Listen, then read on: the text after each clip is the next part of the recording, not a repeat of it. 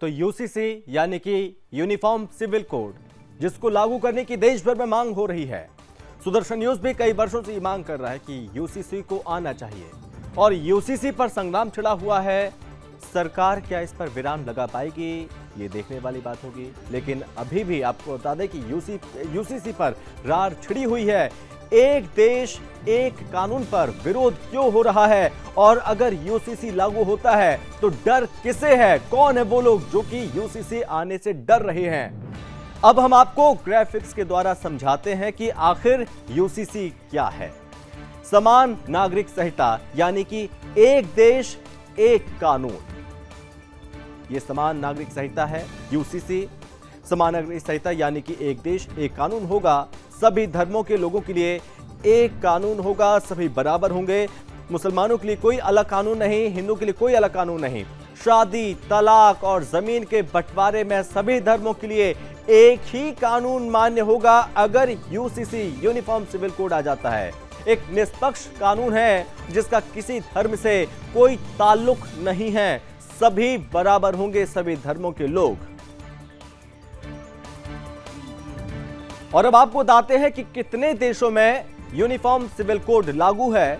समझिए हमारे इस ग्राफिक्स के माध्यम से कौन कौन से ऐसे देश हैं। America, Ireland, Pakistan, Bangladesh, Malaysia भी है, तुर्की भी, इंडोनेशिया, सूडान और मिस्र। इनमें से ऐसे कई देश हैं जहां पर मुस्लिम आबादी बहुत ज्यादा है। वहां पर भी यूसीसी है, लेकिन इस बीच यूसीसी को लेकर देश में रार छिड़ी हुई है हिंदुस्तान में, और इसको लेकर तमाम जानकारी भी हम आपको दे रहे हैं।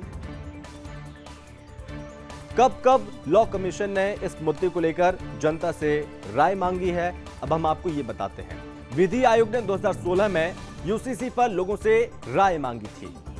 जी हां, यूसीसी को लेकर ये राय मांगी गई थी।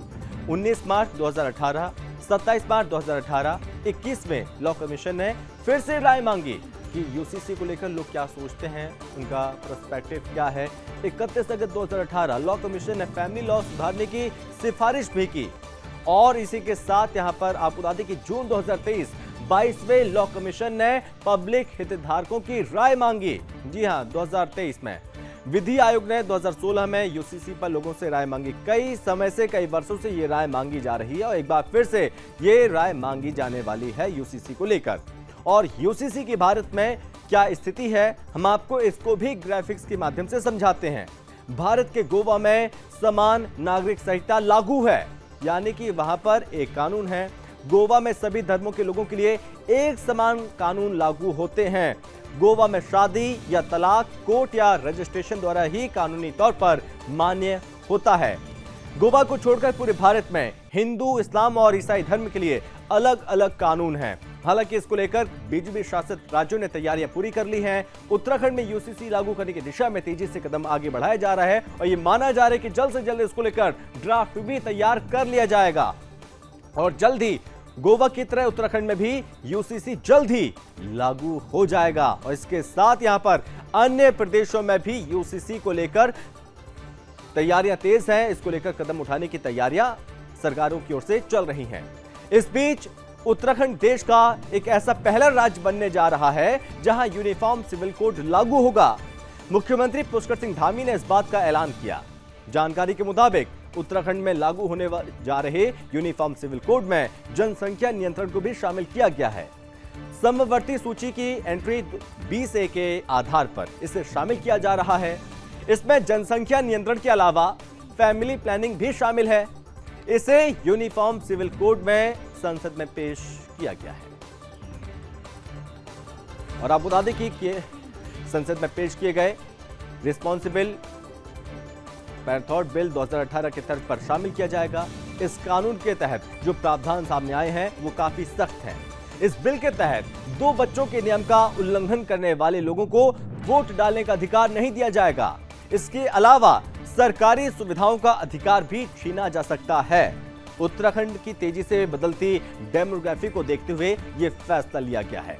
उत्तराखंड में बीजेपी ने यूनिफॉर्म सिविल कोड को अपने चुनावी घोषणा पत्र में शामिल किया था और सरकार बनने के बाद, जी हां, सरकार बनने के तुरंत बाद जिस पर काम भी शुरू हो गया, अब सीएम धामी ने बताया कि जल्द ही इसे लागू किया जा सकता है।